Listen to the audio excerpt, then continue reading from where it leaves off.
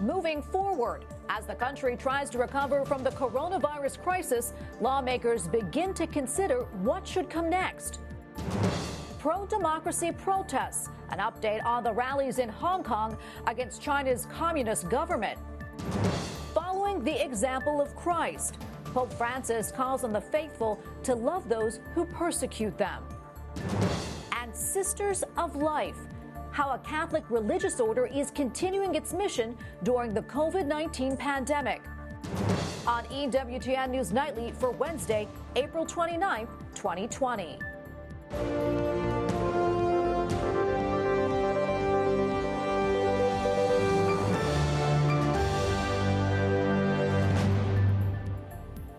Good evening and thanks for joining us tonight. I'm Tracy Sable. Tonight at the White House, a reason for optimism. It has to do with an experimental drug, and the development has the president, health experts, and Wall Street hopeful. White House correspondent Owen Jensen reports remotely. Owen? Tracy, on a day with more bad economic news being reported at the White House, something exciting to talk about, a potential treatment.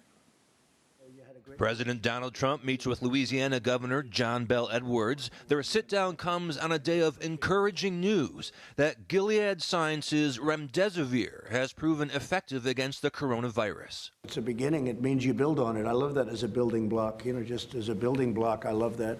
But certainly it's a positive. It's a very positive event. That the data shows that remdesivir has a clear-cut, significant positive effect in diminishing the time to recovery.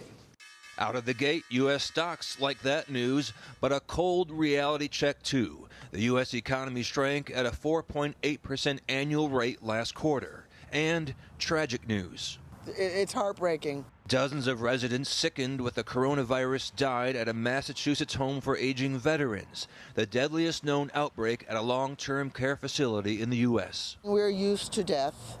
We're used to helping people to die with care, with honor, with dignity, but not in this magnitude. Meanwhile, in Utah, like in other places, more openings soon. As of this Friday, May the 1st. And more testing. We now have been able to set up 62 different testing sites around the state. If you remember when we started, we just had 3 or 4. So 62 now and growing. Back to that study, it tested remdesivir versus usual care for hospitalized coronavirus patients around the world. And the results, patients got better about 4 days faster, and the death rate went down. Tracy? White House correspondent Owen Jensen reporting tonight. Thank you, Owen. Governors and city mayors across the country say massive state layoffs will soon be needed. That's unless the government steps in with federal relief. Congressional Democrats are seeking a massive bailout bill for those state and local governments. Capitol Hill correspondent Eric Rosales joins us with more. Eric? Well, Tracy, I spoke to a number of House Republican lawmakers, and they tell me that they're continuing their remote work because Democratic leadership has told them that they are not allowed to return back to Capitol Hill next week. Meanwhile, Senate Republican Mitch McConnell says that senators will be back on Monday. Both parties are working on new legislation, including new coronavirus relief aid. Republicans are left in the dark. Republican Congresswoman Debbie Lesko tells me House Republicans are ready to return to Washington. 2 days ago, we were told we were going back next Monday on May 4th by Steny Hoyer, and then we were ready to go back and get some work done, and then the very next day, he changed his mind. So I have no idea what they're doing. They seem very confused. House Speaker Nancy Pelosi says once the Capitol physician advised returning next week would be risky, the House leadership had no choice but to postpone their return to Congress. Whether the Senate is in or not is a matter of a health decision that their leadership has to make. But we could not take any chances because there's so many more of us. Senator Chuck Schumer accuses Majority Leader Mitch McConnell of rushing back to work to confirm federal justices. The Democratic leader lays out his party's agenda for when the Senate returns, writing, quote, Key administration officials must be forced to answer tough questions in public hearings about why the United States still does not have adequate testing. Speaker Pelosi and Senate Minority Leader Schumer want another relief bill, CARES 2, focused on aid to governments at the local level. Congresswoman Lesko cautions Congress shouldn't rush to spend more money. I would say let's wait a little bit and let's give out the money that we already allocated before we just pile on more money to see what's really needed. I've learned from the Capitol physician has had some private conversations with some key lawmakers, warning them that it could be a year or more before the Capitol is business as usual. Meanwhile, both sides, both in the Senate and in the House, they're working on remote voting or even proxy voting. Tracy? Thank you, Eric. Capitol Hill correspondent Eric Rosales reporting.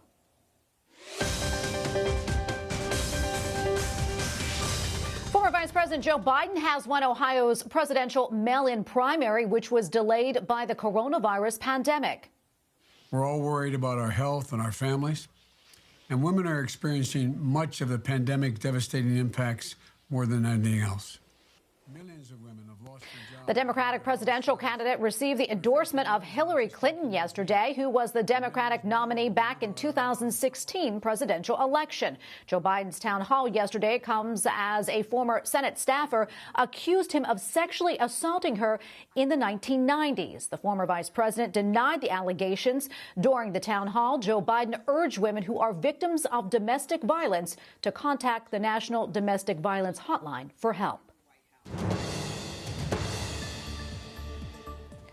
At the century-old Pasteur Institute of Iran, the front line of the country's fight against the coronavirus pandemic, officials say 15,000 coronavirus tests are being carried out daily.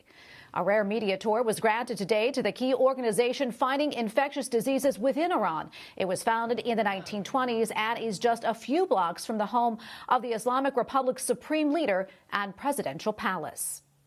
China is scheduling its National People's Congress for later this year to show the world of its confidence in the fight against the coronavirus pandemic. The annual session of the 13th National People's Congress was postponed until May 22nd because of the coronavirus crisis in China. The decision was adopted by the NPC Standing Committee.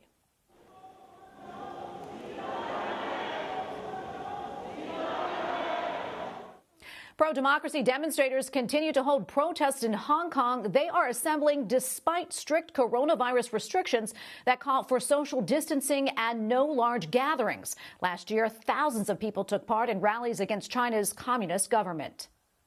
Well, China said today a religious freedom report compiled by the United States is not worth refuting after the document singled out Beijing. 中国各族人民依法享有充分的宗教信仰自由。 The U.S. Commission on International Religious Freedom report claimed China had blocked human rights resolutions at the United Nations. China accused the U.S. of having always been full of political prejudice against China. A foreign ministry spokesman also called on the U.S. to stop using religious issues to interfere in China's internal affairs. Pope Francis has instituted a Vatican foundation to promote the thoughts and teachings of the smiling Pope. John Paul I's Foundation is named for the venerable former pope who died after just 33 days. It is one of the shortest pontificates in history. Secretary of State Cardinal Pietro Parolin is the first president of the foundation. Hannah Brockhaus, senior Rome correspondent for Catholic News Agency, joins us now via Skype. Hannah, good to see you. Nice to see you too, Tracy. Hannah, can you tell us about the foundation's specific tasks? Sure. Well, the main focus of the foundation will be to promote the thought and the teachings of John Paul I. What does that mean concretely? It means that they will promote scholarship on John Paul I. They may host seminars or conferences on him, and they'll provide support and funding for research on the work that he did as a cardinal and as a pope. And that funding and scholarships is also available to people around the world who want to do research on him. Hannah, can you give us a little bit of background into Pope John Paul I? Sure. Well, as many know, he was a pope for just 33 days in 1978. That's probably what he's most well known for. But many have also called him the smiling pope because of his cheerfulness.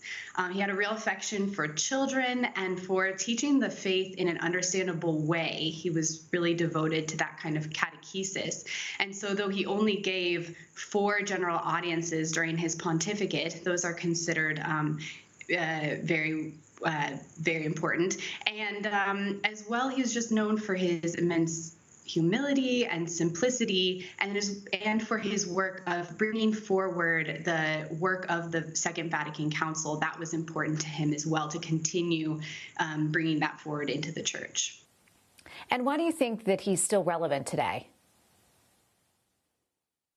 Well, I'd just like to note that John Paul I's 3 successors as Pope John Paul II, Pope Benedict XVI, and Pope Francis all spoke very highly of John Paul I.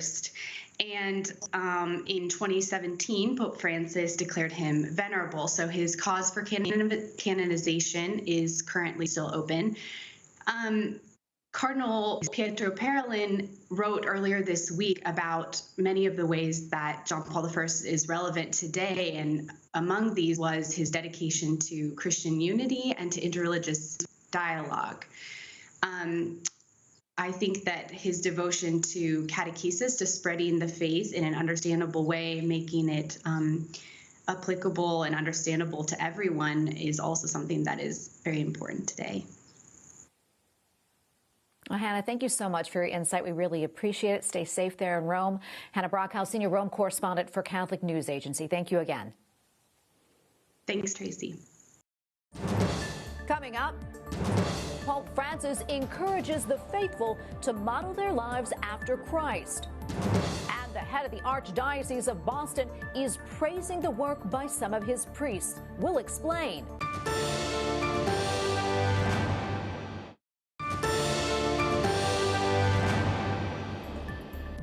Pope Francis calls on Christians to love those who persecute them. I martiri di oggi sono più dei martiri dei primi secoli. At his weekly talk at the Vatican, the Holy Father says modeling our lives after Christ is more valuable than anything the world can offer. And with God's grace, we can love even those who reject the lifestyle of purity and meekness. The Archdiocese of Boston has organized teams of priests to provide the anointing of the sixth sacrament to hospitalized COVID-19 patients. In a blog post about the effort, Boston Cardinal Sean O'Malley writes, quote, "We are very grateful to the priests who have volunteered to serve in this ministry, and we ask everyone to pray for them, their mission, and their safety." Joining me now on Skype to talk more about this is Father Thomas Macdonald, Vice Rector at St. John's Seminary, and is one of the priests volunteering for the assignment. Father, welcome. Thanks for coming on the show. Thank you so much. So I know this mission that you've accepted definitely comes with some risk. Why was it important for you to do this? Well, I know that if I were sick with a scary disease like COVID-19, I would certainly want a priest to visit me. So being a priest and being relatively young, I was happy to answer the call for volunteers. I know the ministry only recently began, and already you've anointed several COVID-19 patients. What has that experience been like for you?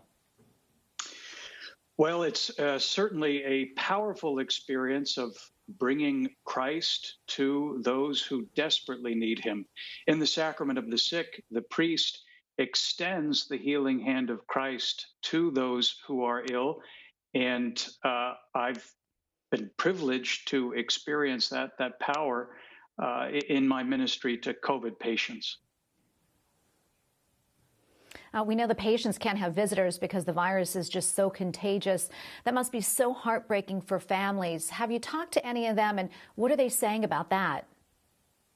Yes, some hospitals do make an effort to include family on video calls through cell phones. In one visit, I anointed a dying sister, and her community was on the phone during the commendation of the dying. So the hospitals really are doing their best to include remotely the patient's family and friends. Well, it must be such a sense of relief and comfort for the families and loved ones knowing what you're doing for those that are sick. I certainly hope so. I certainly hope so. What has been the reaction from hospital staff?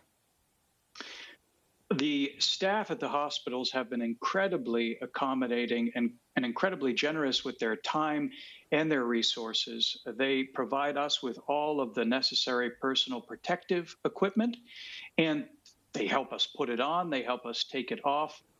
They guide us to the patients that we will be visiting, and it's been really inspiring to see them so hard at work in very difficult conditions. Father, before we let you go, I'm wondering, is there anything that you'd like to say to our viewers who may be experiencing their own challenges during this time? Don't give up hope. Christ cannot be locked out. Christ cannot be shut out. Whether it's a hospital, whether it's our lives, he constantly reaches out to us, and we are invited to believe that and to receive that gift with greater faith. Well, Father, thank you so much for being on. Thank you all for what you're doing, and God bless you, and please be safe. Thank you very much. God bless you. Well, the Knights of Malta are mourning the loss of its Grand Master. Giacomo Della Torre died just past midnight in Rome, where he was getting treatment for throat cancer. He's being remembered by the Order of Malta for his kindness, appreciation of the arts, and charity for the poor. Grandmaster Della Torre was 75 years old. Up next, Pope Francis stresses the importance of honesty and how a Catholic religious order did not let the pandemic get in the way of its big event.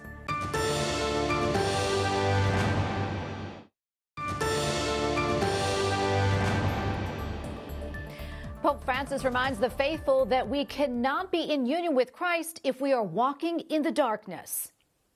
Anche noi dobbiamo essere semplici, concreti. At his daily mass at the Vatican, the Holy Father says that there is no gray area between truth and falsehood. And as Christians, we are called to have the solid foundation of honesty and not to sugarcoat our sins. Pope Francis also prayed for Europe on the feast of St. Catherine of Siena, the patroness of the continent. A community of women religious is not letting the COVID-19 pandemic stop its pro-life work. The Sisters of Life, founded by the late Cardinal John O'Connor in New York back in 1991, continues to minister to women and protect the unborn, even in these challenging times. Joining me now on Skype is Sister John Mary, Vicar General of the Sisters of Life. Welcome to the show, Sister. Thank you so much, Tracy. So I have a question for you. How have you been able to continue your work of helping to save the unborn during this time? It must be a real challenge given the social distancing restrictions. Absolutely. The heart of our mission is personal accompaniment, so obviously that's difficult and not possible during this time, but we continue to serve in mission by phone, by email.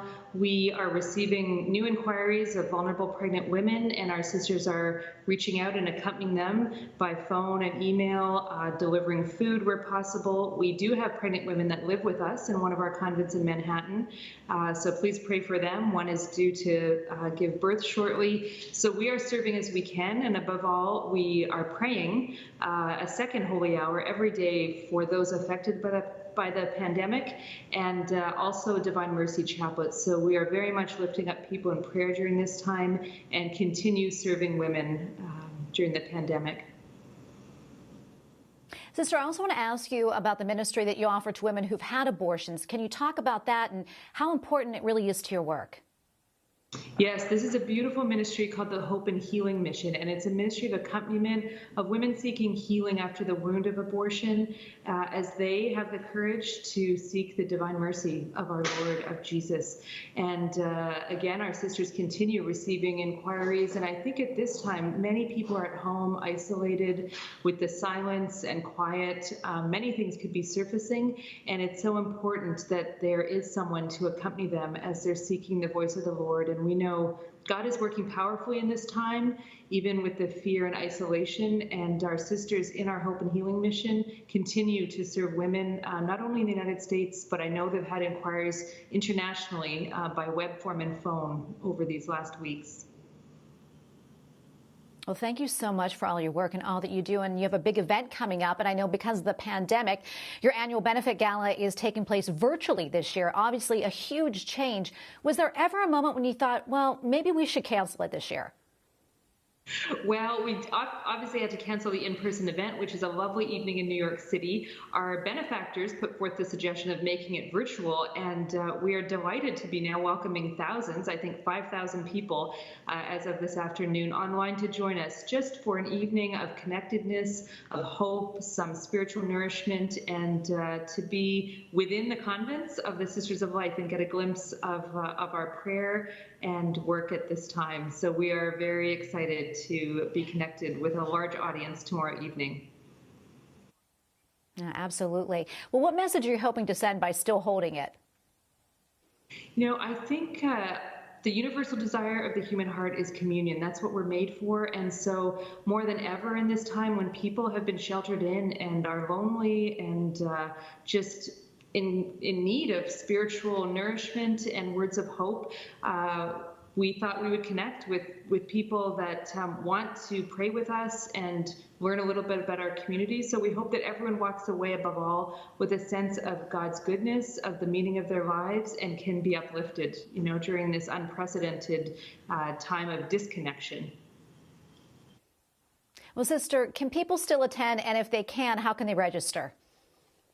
Just by going on our website, sistersoflife.org, just to get the web link, and it will be airing at 8 p.m. Eastern tomorrow, Thursday, April 30th. And this year, it's available to everyone, no tickets needed, and we're delighted to be reaching a much wider audience. Well, Sister, thank you so much. Sister John Mary, Vicar General of the Sisters for Life, thank you so much for all that you do, and good luck with tomorrow's event. We're wishing you great success. Thank you. God bless you, Tracy. Mm-hmm. And a reminder, EWTN broadcasts Mass throughout the day. Mass airs at 8 a.m., noon, and 7 p.m. Eastern. We're also showing the Pope's daily Mass and other special programming throughout the day. We also have Eucharistic adoration from 9 a.m. to 6 p.m.